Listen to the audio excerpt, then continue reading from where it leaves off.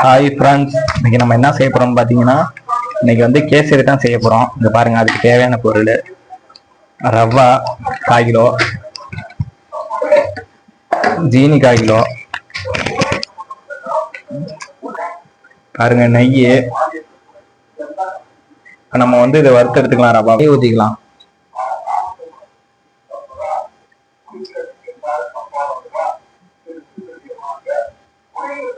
வறுத்து எடுத்துக்கலாம். பாருங்க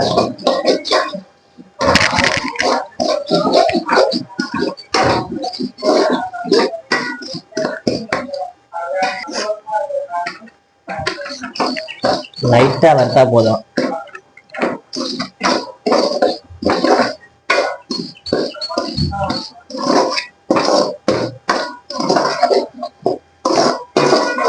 நல்லா கை விடாம நல்லா வறுத்து எடுத்தா போதும். லோ ஃப்ளேம்லயே வச்சுக்கலாம். ஓகே, ரெடி ஆயிடுச்சு. பாருங்க, வறுத்த லைட்டா வறுத்து எடுத்தா போதும். எப்படி இருக்குன்னு அடுத்து நம்ம சட்டியை வச்சுக்கிட்டோம். இது எண்ணெய் ஊத்துறது, டப்பாவை காமிச்சிடாத. அடுத்து எண்ணெய் ஊத்திக்கலாம். லைட்டா எண்ணெய் ஊத்திக்கலாம்.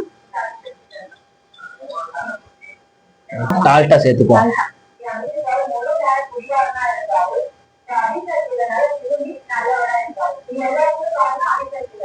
போதுங்களா?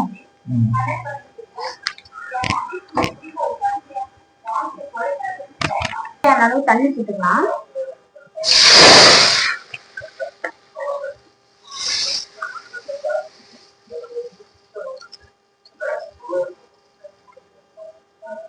குக்கரை ஆட் பண்ணிக்கலாம்.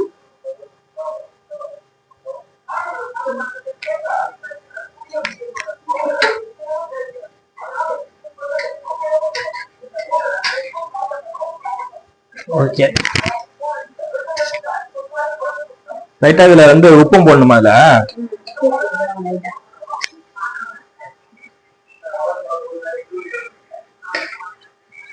தட்டிக்குவோம். ஏலக்காவை தட்டிக்குவோம். ஏலக்காய் தட்டுன ஏலக்காய் போட்டுக்கோ. நம்ம தட்டினாதான் கொஞ்சம் மாசமா இருக்கும்.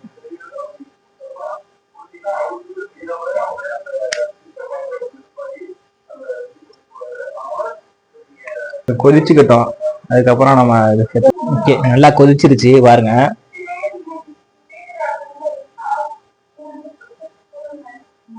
அதுலயே ரவா சேர்த்துக்குவோம்.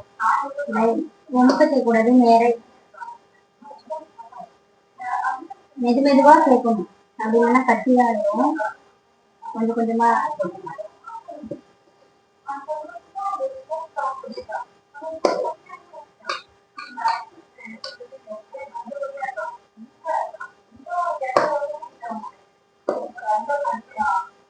சேர்த்து விடுங்க எல்லாத்தையும்.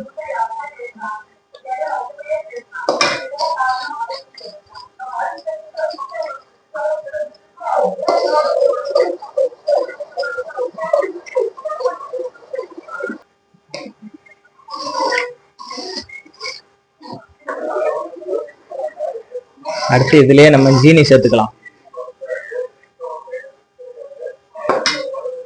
அடுத்து நம்ம இதோட சர்க்கரை சேர்த்துப்போம்.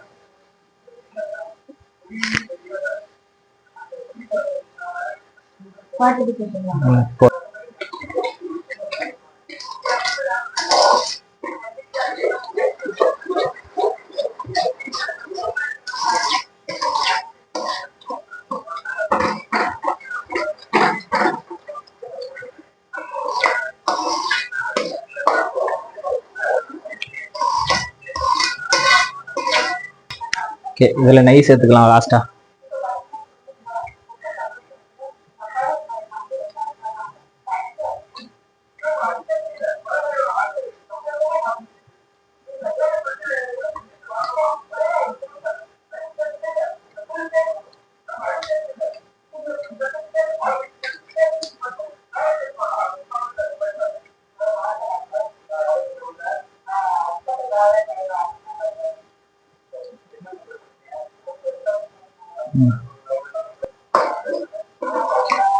ஓகே, நம்ம இன்னைக்கு அசோகா ரெடி ஆயிடுச்சு.